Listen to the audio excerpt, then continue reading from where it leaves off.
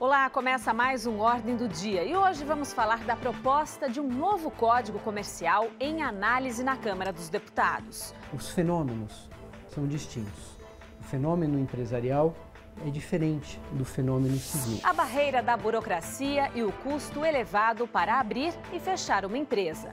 Levou um pouco mais de um ano para fechar a empresa. Empresas centenárias contam a experiência de passar por crises econômicas e insegurança jurídica. A partir do momento que você acredita naquilo que você faz da melhor maneira possível, você consegue passar por esses enfrentamentos de crise. Uma entrevista com o doutor Fábio Ulloa Coelho sobre direito comercial. Tudo isso e muito mais a partir de agora no programa da parceria TV Cultura e OAB São Paulo.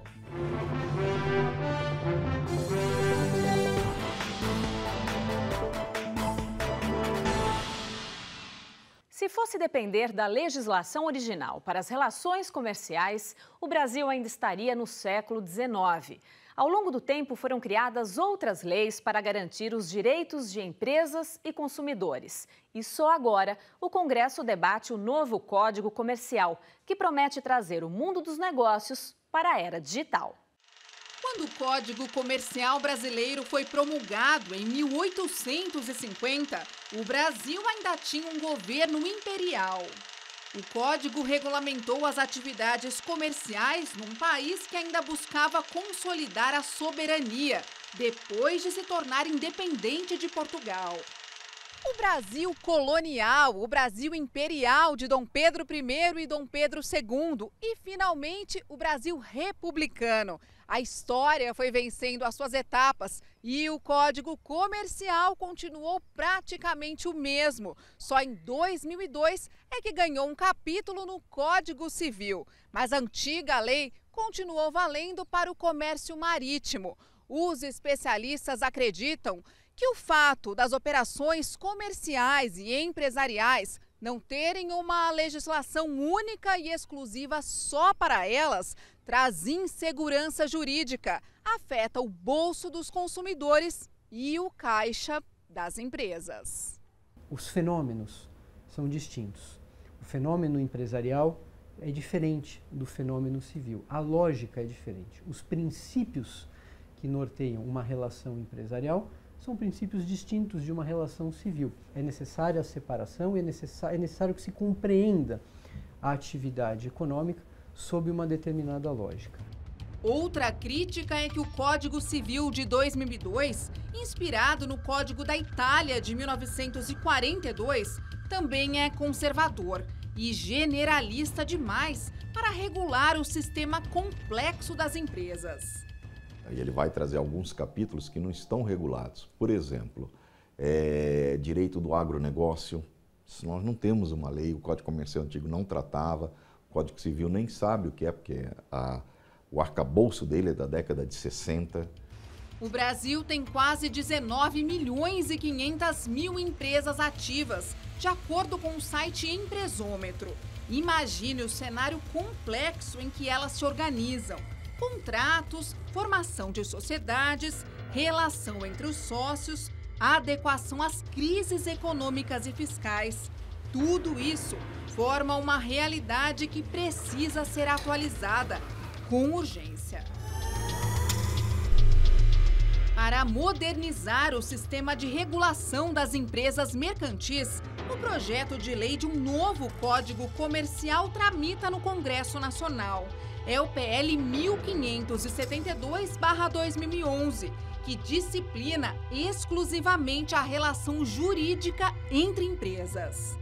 Essa grande faixa aqui, que é do empresário, não está regulada. Eu não tenho uma legislação eficiente para isso. E o objetivo do Código é estabelecer princípio e regular essa atividade, né? Ele vai liberar, não que o comércio precise de proteção, tanto quanto liberdade, porque ele precisa de liberdade e normas que compreendam a atividade dele. É essa a proposta do Código Comercial. A proposta tem 3 objetivos: reunir num único código todas as regras e todos os princípios do direito comercial, simplificar as normas sobre a atividade econômica e assim atrair investimentos e superar as lacunas, validando a documentação eletrônica, por exemplo. para que se possa eliminar toneladas de papel.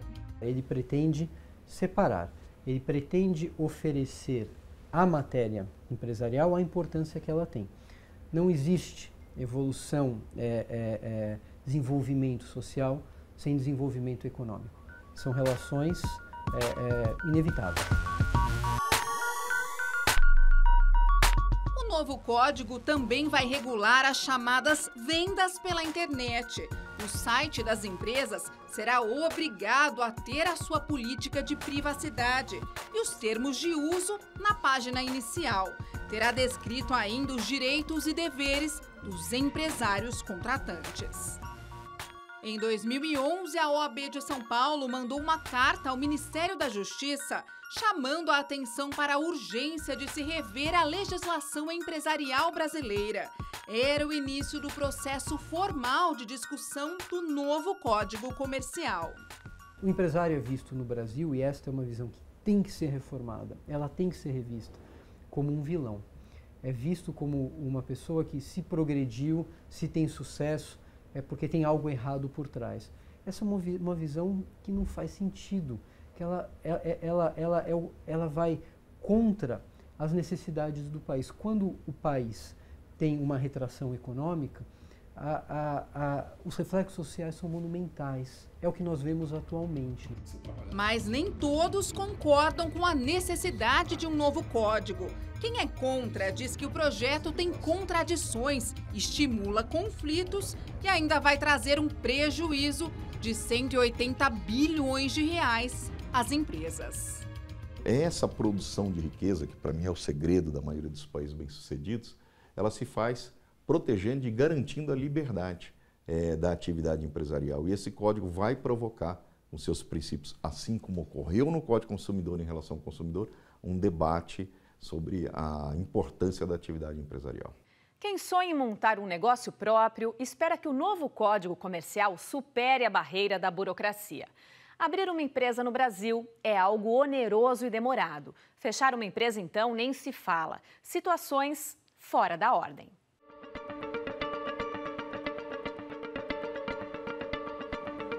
Parece uma reunião normal, mas o assunto aqui passa longe de planos e estratégias para fazer sucesso nos negócios. Eles querem fechar as portas de uma empresa. O Wilson é publicitário e veio pedir ajuda especializada para encerrar as atividades do sonho que teve lá atrás, no ano 2000. E para conseguir, demorou, viu? Eu imaginava um tempo aí de 3, 4 meses, que para mim já acho absurdo nos dias de hoje, que essas informações, e levou um pouco mais de um ano para fechar a empresa. A empresa contábil contratada por ele e que desfez os nós da burocracia explica que a demora é causada pela via sacra que os empresários têm que passar. São pelo menos 5 órgãos públicos para visitar. Uma solução apontada seria a possibilidade de todas as empresas cancelarem os registros, mesmo com dívidas.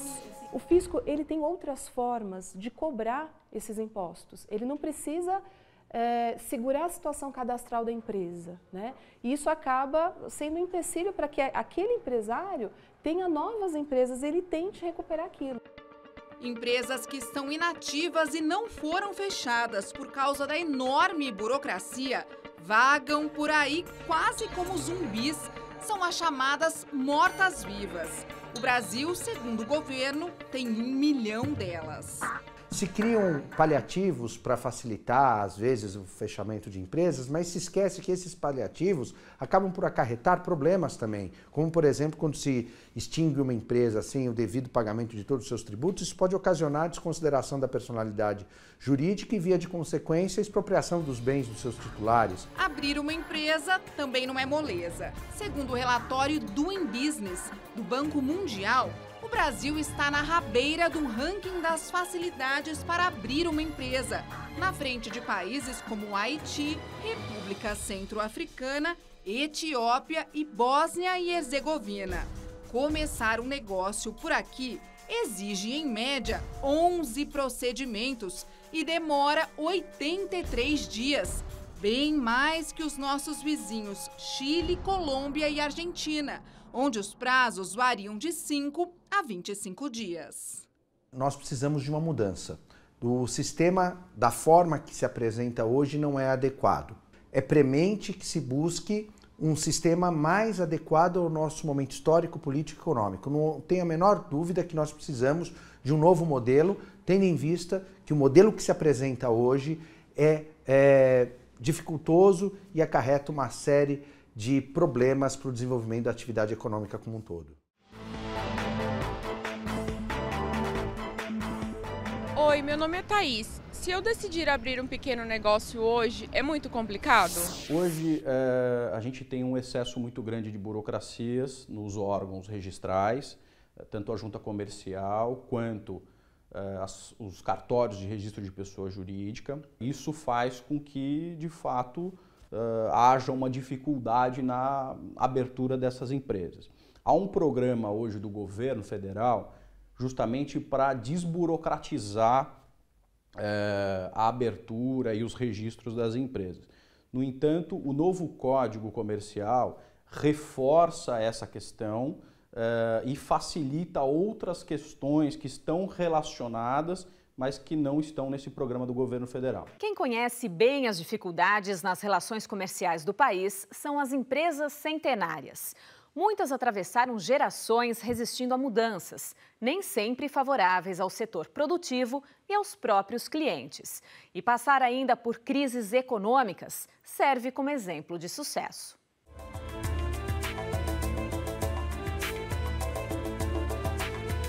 Os balcões e as prateleiras de madeira são de 1924. O piso de ladrilho hidráulico exibe seu charme há mais de 90 anos.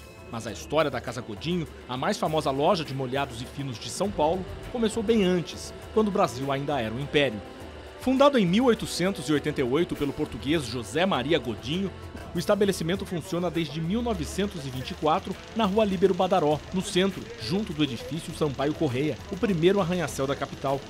O atual proprietário assumiu o negócio em 1995. Eu vinha com meu avô aqui, meu avô gostava de comprar arengue, um arengue defumado que tinha aqui na casa, eu vinha aqui comprar. De vez em quando eu vinha comprar cássila, que eu gostava de comer cássila, vinha aqui comprar com ele. Mas eu frequentava assim, como um cliente, como um amigo, né? Nunca imaginei que um dia ia ser convidado para ser sócio da Casa Godinho. Em mais de um século, a Casa Godinho assistiu ao nascimento da República após a queda da monarquia. Sobreviveu à crise de 1929, causada pela quebra da Bolsa de Valores de Nova York. Suportou as turbulências de 2 guerras mundiais. Resistiu aos planos econômicos, 7 só nos últimos 30 anos. A partir do momento que você acredita naquilo que você faz da melhor maneira possível, você consegue passar por esses enfrentamentos de crises. Logicamente que nós acabamos sofrendo junto. Em alguns momentos, a Casa Godinho passou por momentos bem difíceis. Então é acreditar, você não pode em nenhum momento ficar se lamentando, afinal você tem que enfrentar. É um novo plano, é uma nova maneira, então vamos nos adaptar a esse novo plano, a essa nova maneira de trabalhar e vamos seguir em frente. Famosa pelo bacalhau norueguês e dona da melhor empada de São Paulo, a casa também venceu a burocracia. Desde 1988, quando entrou em vigor a nova Constituição, já foram editadas no Brasil mais de 5 milhões de normas, incluindo leis, decretos, portarias, medidas provisórias e instruções. Uma incrível média de 532 novas normas por dia. Não é à toa que a taxa de sobrevivência das empresas no país é baixa. Segundo o IBGE, menos da metade passa dos 4 anos de vida. Passar dos 100 anos, então, é uma raridade. Eu considero, primeiro, ela manter as características originais. De uma certa forma, muitas pessoas vêm aqui em busca de recordações do passado, lembranças de quando vinham na infância aqui com os pais, com os avós. Fora isso, é uma rigidez com relação à qualidade dos produtos. As pessoas que vêm aqui, por isso que eu falo da responsabilidade, elas vêm em busca do melhor. Mas só tradição não basta. Ao longo dos anos, a loja ganhou novos serviços, como um café. Só uma coisa não muda. O atendimento que é mantido até hoje, que nós fazemos questão de manter, que é aquele atendimento pessoal. O cliente aqui se sente um cliente único. Para que a empresa sobreviva, é preciso deixar o consumidor feliz. Por esse motivo, a cada venda de produto ou serviço, é solicitada uma avaliação do comprador. Fique por dentro.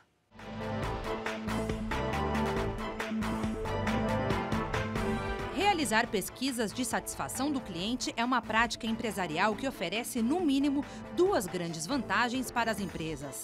Elas estabelecem um canal de diálogo com os clientes que passam a se sentir mais considerados e mais contemplados. E a empresa ganha mais chances de acertar nas vendas dos seus produtos e serviços.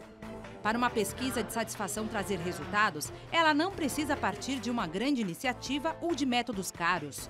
O uso da internet e das redes sociais facilita o encontro entre um grande número de consumidores e empresas.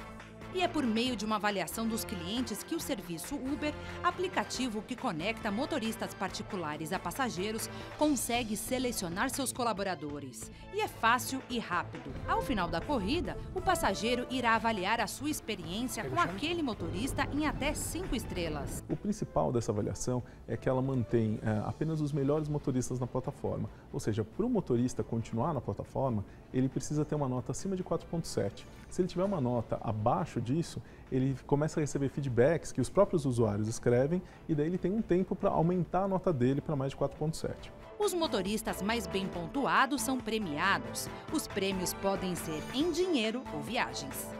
Tanto os motoristas acabam fazendo um serviço melhor, como os usuários sentem que eles sempre vão ter o melhor serviço possível. O ponto todo é que tanto o usuário como o motorista acabam criando um ambiente bom para os dois andarem pela cidade. A entrevista da semana traz um especialista em direito comercial.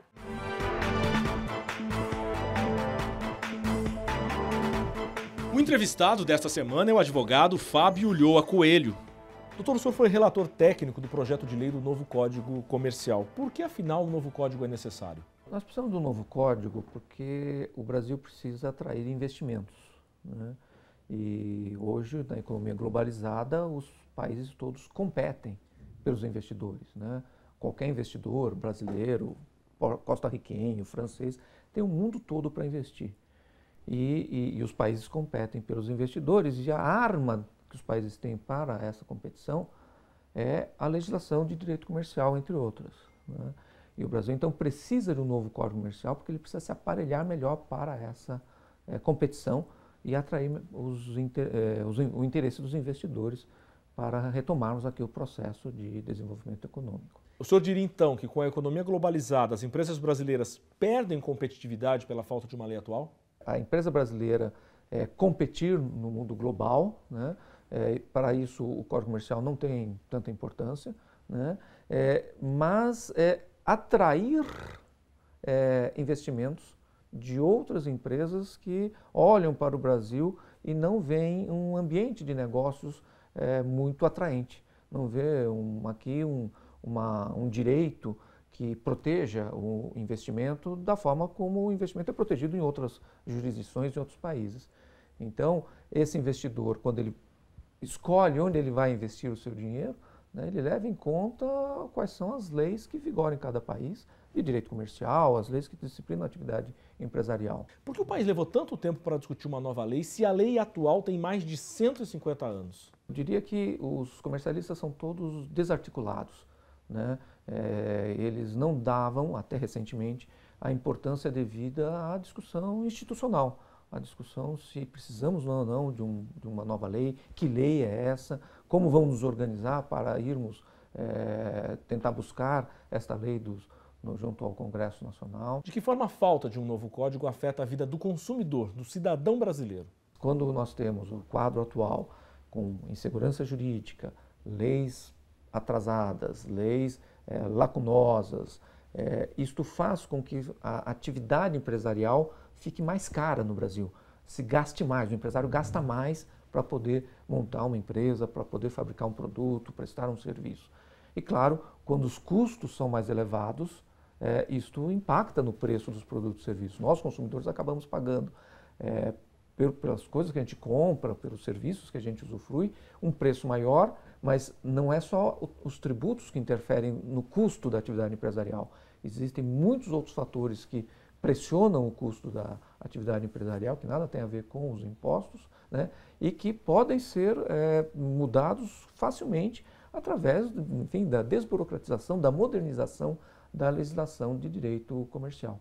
Então, a melhoria do Brasil enquanto ambiente de negócios para atrair mais investidores, abrindo a nossa economia à competição internacional, é algo que interessa hoje fundamentalmente aos consumidores e trabalhadores brasileiros, já que os investidores, os empresários brasileiros, se eles não estiverem satisfeitos, eles podem facilmente investir lá fora.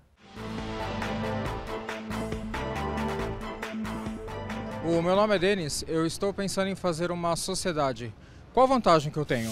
Hoje há uma previsão no novo código, além de reforçar as questões da desburocratização de uma forma geral na abertura do seu negócio, há uma previsão de que todos os atos societários, as relações empresariais de uma forma geral, tanto a emissão de títulos que são relacionados ao comércio de uma forma geral, a emissão de títulos de crédito, ele disciplina essa questão dos títulos de crédito de uma forma eletrônica, há a previsão dos atos societários que são todos assinados de forma eletrônica. Hoje, com a aprovação do código, ficaria mais fácil para você, empresário ou microempreendedor, que seja, poder abrir a sua empresa e operar no mercado. Vamos ouvir agora a opinião do presidente da OAB São Paulo, Marcos da Costa. Depois da entrada em vigor do Código Civil, em 2003, aprovado após décadas de discussão no Congresso Nacional e que buscou incorporar questões até então tratadas no direito comercial, começou uma discussão no país da necessidade ou não de ainda existir um Código Comercial. Os que entendem hoje não mais ser necessário um Código Comercial partem da premissa de que é necessário unir em um único estatuto, o Código Civil, princípios e normas de direito privado, sem necessidade de dupla codificação. Já os que sustentam a necessidade de haver dois diferentes códigos defendem que o mundo dos negócios precisa ter um ambiente jurídico próprio, mais adequado à realidade empresarial do país. Isso permitiria que empresários pudessem ter mais segurança para a promoção dos seus investimentos. A OAB de São Paulo acompanha esse e os debates sobre as disposições que devem estar contidas no novo Código Comercial, na tramitação das propostas no Congresso Nacional, buscando dar a sua contribuição para esse tema tão relevante ao impulso econômico do nosso país. Meu nome é Eva Antunes. A melhoria do ambiente de negócios afeta como a minha vida? O Brasil hoje ele é considerado um país muito burocrático. O empresário ele analisa o mercado, ele vê as barreiras de entrada que esse mercado tem e a burocratização é uma delas. Isso faz com que o empresário pense melhor antes de investir nesse mercado. Automaticamente, a falta de investimento faz com que tenha menor circulação de riquezas e, consequentemente, menos oportunidades de negócio, e isso afeta diretamente a sua vida. A nossa dica cultural de hoje é a 32ª Bienal de São Paulo. As obras deste ano acolhem as incertezas.